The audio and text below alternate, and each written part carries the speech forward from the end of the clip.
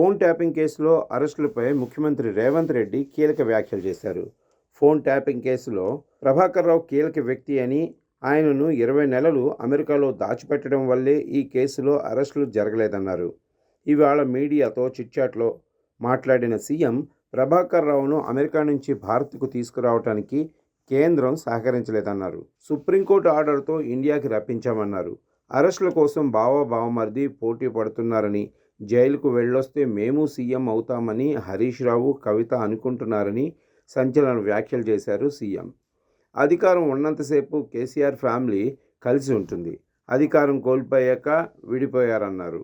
అందరూ కలిసి ఉన్నప్పుడే వాళ్ళని బొందపెట్టి సీఎం కుర్చీలోకి వచ్చానని, కవిత ఇష్యూతో నాకు సంబంధం లేదన్నారు. నియోజకవర్గాల పునర్విభజన తర్వాతే జమిలీ ఎన్నికలు ఉంటాయన్న సీఎం 2029లోనే తెలంగాణ అసెంబ్లీ ఎన్నికలు జరుగుతాయని క్లారిటీ ఇచ్చారు. మహిళల రిజర్వేషన్ కూడా ఉంటుందని, జనాభా ప్రాతిపదికన డీలిమిటేషన్తో మనకే నష్టమేనన్నారు. ప్రస్తుతానికి జిల్లాల కుదింపు, కొత్త జిల్లాలు ఇచ్చే ఆలోచన లేదని, ముందు జనగణన ఆ తర్వాత పునర్విభజన ఉంటుందన్నారు. తిరుమల లడ్డు వ్యవహారం పక్క రాష్ట్రం అంశం అన్న రేవంత్ రెడ్డి, మన ఆలయాల్లో విజయ డైరీ నెయ్యి వాడుతున్నామని చెప్పారు. అజారుద్దీన్కు ఎమ్మెల్సీ ఎందుకు ఆమోదించలేదో గవర్నర్ చెప్పాలన్నారు.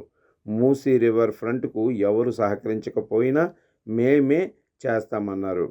అలాగే ఆయన, నేను ఏ ఎన్నికనైనా సీరియస్గానే తీసుకుంటానని, మున్సిపల్ ఎన్నికల ఫలితాలు నేను చెప్పడం కాదు, మీరే చూస్తారని చెప్పారు సీఎం రేవంత్ రెడ్డి.